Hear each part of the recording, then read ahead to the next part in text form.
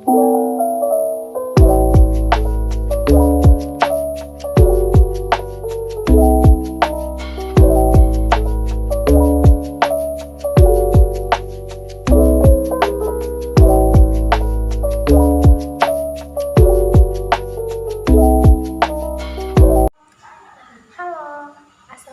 warahmatullahi wabarakatuh.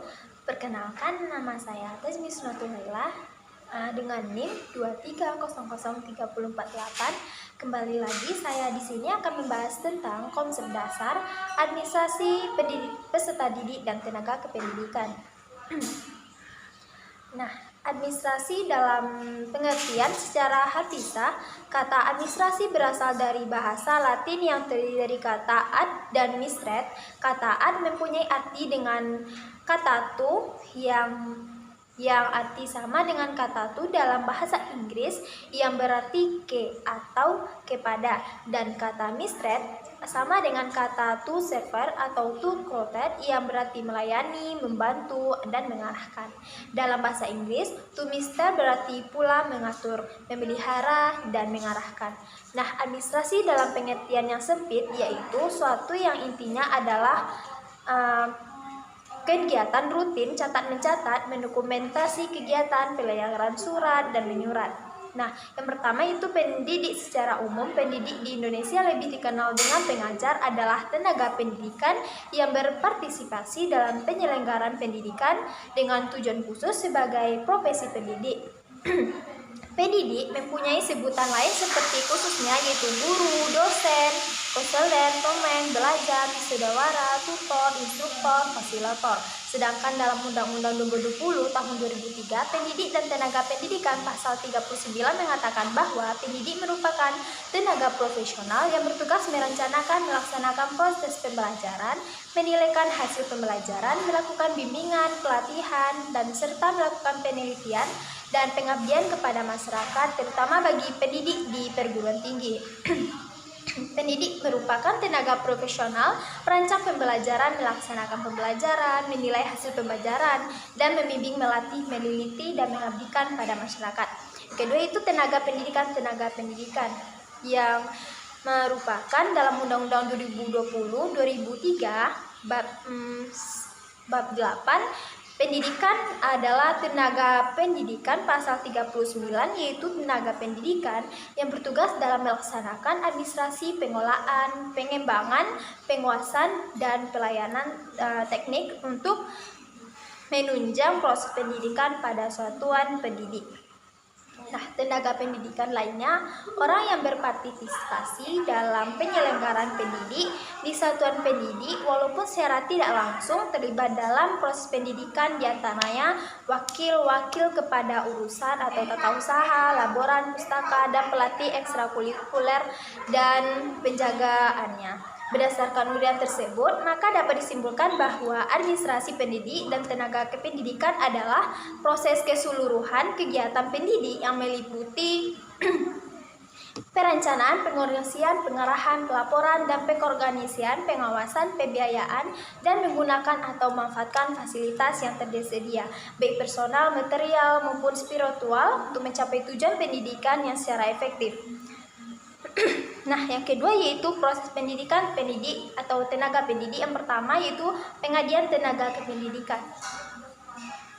Perlu diketahui bahwa lowongan suatu informasi di samping disebabkan karena pengembangan tenaga dengan menambahkan jabatan baru, juga disebabkan oleh adanya personel lembaga yang berhenti. Menurut Afriansyah 2019. Pengadaan tenaga pendidikan dilaksanakan dalam langkah-langkah berikut. Yang pertama yaitu pengumuman adanya formasi baru. Pengumuman ini dilakukan untuk memberikan kepada keseluruhan masyarakat yang memenuhi kualifikasi melalui media cetak maupun media elektronik.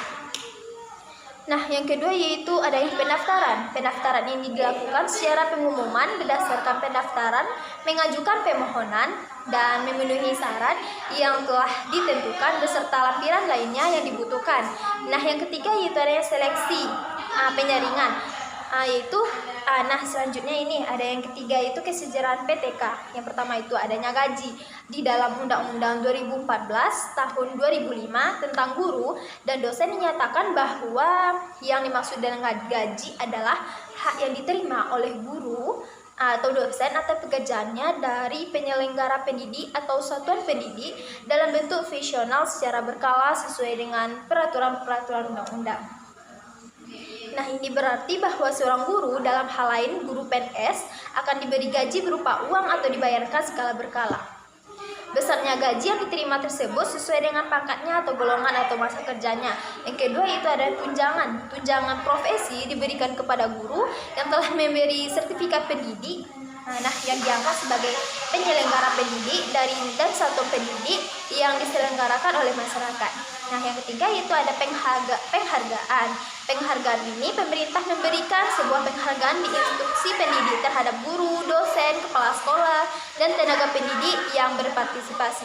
Penghargaan PTK ini sebagai penggerak perubahan dalam kemajuan mutu pendidikan di sektor jenderal pendidikan menengah Kementerian Pendidikan dan Kebudayaan.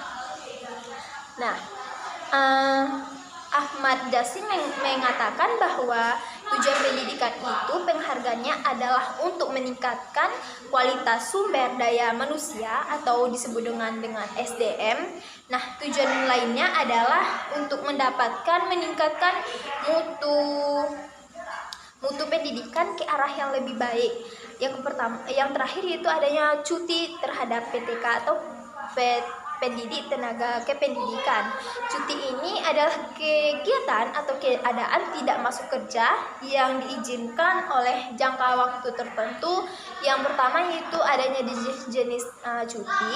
Yang pertama yaitu cuti tahunan atau yang bisa dilakukan sekali setahun misalnya. Yang kedua yaitu cuti besar. Maksudnya di sini cuti besar adalah cuti yang dilakukan secara bertahap. Yang ketiga itu adanya cuti sakit, di mana cuti sakit ini bisa dilakukan ketika kita sakit dalam kondisi sakit. Yang keempat itu kondisi bersalin. Nah, baiklah, di sini saya akan melanjutkan membahas tentang cuti dalam tenaga kependidikan. Yang pertama yaitu jenis cuti. Yang pertama itu jenis cuti tahunan. Cuti tahunan ini merupakan hak dari PNS atau CPNS yang telah bekerja sama secara terus-menerus selama sepanjang tahun. Selama cuti tahunan ini PNS mendapatkan PPKN. Yang kedua itu adalah cuti besar. Cuti besar merupakan hak dari PNS yang telah berjangka selama kurang lebih 6 tahun. Jika PNS mengambil jatah dan cuti besar ini, maka ia tidak berhak untuk mengambil cuti pada cuti tahunan dalam 1 tahun yang sama. Yang ketiga itu adanya cuti sakit. Cuti sakit ini hanya untuk PNS yang menderita sakit lebih dari 2 hari, dan ia pun harus melampirkan surat keterangan dokter dari dokter rumah sakit atau pemerintah, puskesmas. Cuti sakit ini untuk PNS yang telah menggunakan cuti sakit untuk jangka waktu paling lama 1 bulan dan 6 bulan dan telah aktif bekerja kembali. Yang keempat itu cuti bersalin. Cuti bersalin ini tertuju pada PNS perempuan yang melahirkan, baik melahirkan anak pertama, kedua maupun ketiga. Yang kelima yaitu ada cuti karena hal penting. Nah, yang selanjutnya itu pembinaan dan pengembangan tenaga pendidik.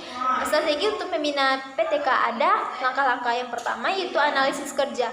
Analisis kerja maksudnya yaitu membandingkan antara kerja kenyataan dari PTK dan standar yang secara ditetapkan, apakah kinerja PTK tersebut sudah sesuai dengan standar kinerja yang telah ditetapkan.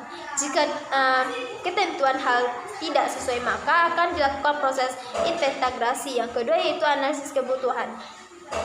Yang ketiga yaitu analisis sumber daya, yang maksudnya yaitu sumber daya yang dilakukan untuk mengembangkan SDM tenaga kependidikan. Kependidikan adalah kajian mengenai SDM dimulai dari jumlah tenaga pendidik dan kependidikan serta pihak-pihak yang terkait di dalamnya. Yang kelima itu kenaikan pangkat PTN. Setiap tenaga pendidik atau kependidikan berhak untuk mendapatkan kenaikan pangkat apabila telah sesuai dengan syarat-syarat yang telah ditetapkan. Kenaikan pangkat bukan hanya menjadi hak atau setiap personil, namun kenaikan pangkat itu dianggap menjadi suatu penghargaan bagi tenaga pendidik atas jerih payah mereka selama mengabdi. Karena hal itu tersebutlah kenaikan pangkat mempunyai nilai motivasi yang sangat tinggi. Kenaikan pangkat di negeri sipil diberikan dengan ketentuan sebagai berikut: yang 4 tahun dalam perangkat yang dimiliki yang mempunyai nilai baik dan tahun terakhir. Jenis-jenis kenaikan pangkat, yang pertama itu kenaikan pangkat reguler yang diberikan kepada pegawai yang telah memenuhi persyaratan dan kenaikan yang diembannya. Yang kedua yaitu kenaikan pangkat yang dimiliki bagi pegawai yang mengembangkan jabatan struktur dan batas jangka pangkat yang ditentukan. Yang ketiga itu kenaikan pangkat istimewa yang didapatkan para pegawai yang berpartisipasi, baik beliau yang jika menemukan penemuan baru yang menjadi hal luar biasa. Yang terakhir itu kenaikan pangkat yang mengabdikan sebagai tanda penghargaan bagi pegawai yang umurnya mencapai batas usia pensiun. Nah, sekian dari pembahasan dari saya. Saya akhiri dengan dadah.